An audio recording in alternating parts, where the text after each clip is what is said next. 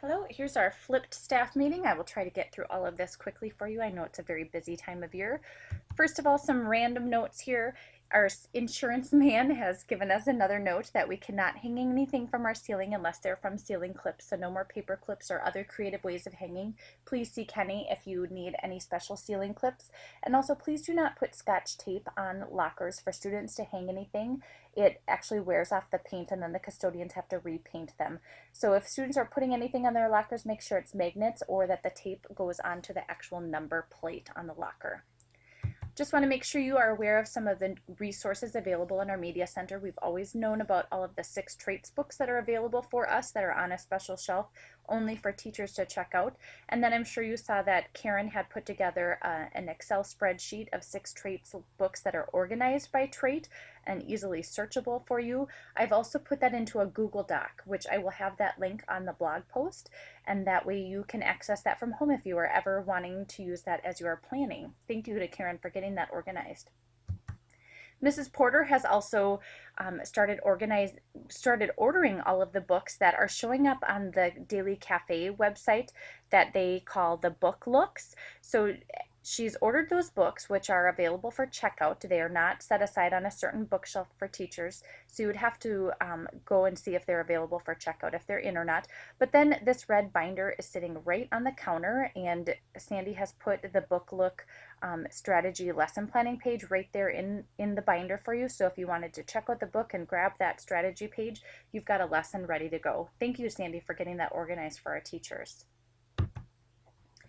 Now, just to finish up our reading discussion, in our last grade level meetings, we talked about what's being documented at each grade level and what do teachers look at in each grade level and what is necessary to move on to the next grade level. And the end results are that we're all doing something different in each grade level, which is fine because we're teaching different strategies and our students have different levels of independence at each grade level. So what are the musts? Well, the must is obviously, first of all, an accurate benchmark assessment and accurate documentation on the benchmark so that you know at the beginning of the year what grade level your students are, or what reading level your students are starting out at. And in December, we'll actually be doing a review of giving the benchmark and making sure that we're all being consistent with that. In terms of documentation beyond that, first grade really relies upon the book list that kindergarten writes out as they're going through books from the book room, and first grade likes to keep track of those books as well. However, beyond kindergarten and first grade, students are moving beyond those levels and they don't really need to dip down into those lower levels of books for book lists. So any documentation beyond that is just completely up to you, but those are really the only things that are necessary.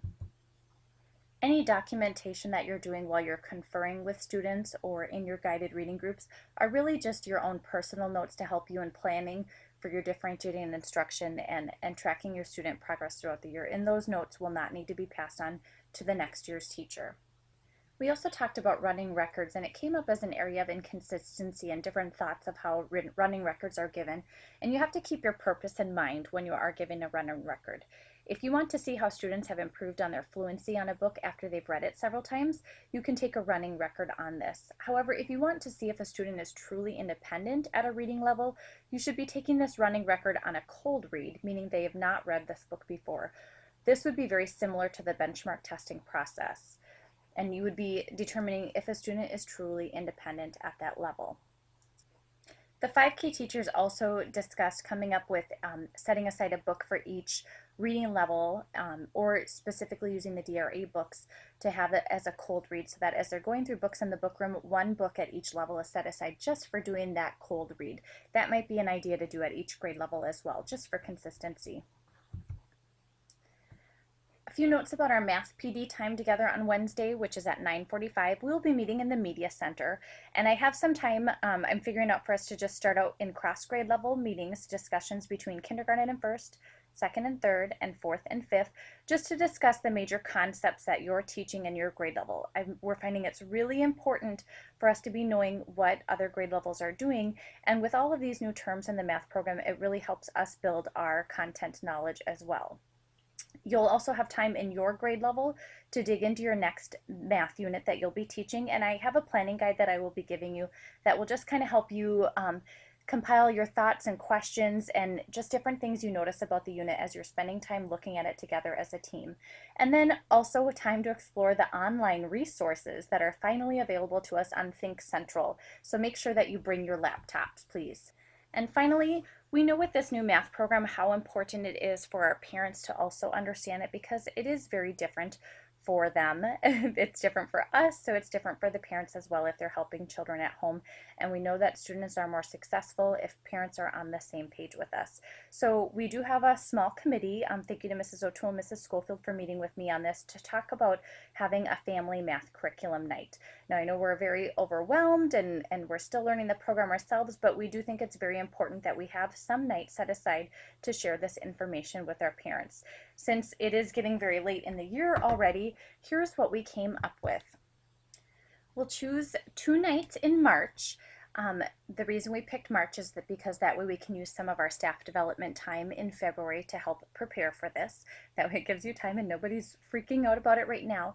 But one of these nights will have a combination of kindergarten and first grade, and then another session of first and second grade. The second night would be a combination of second and third, third and fourth, and then fourth and fifth. And the idea behind those 2 grade levels together is that they can be getting, parents can decide to get information on the current grade level and looking ahead to what's coming next year, since this math night is towards the end of this school year. That way they get what they're doing now and moving into the next year. And the combination of the 2 grade levels I think is just helpful for having multiple staff involved. We envision a 30-minute presentation.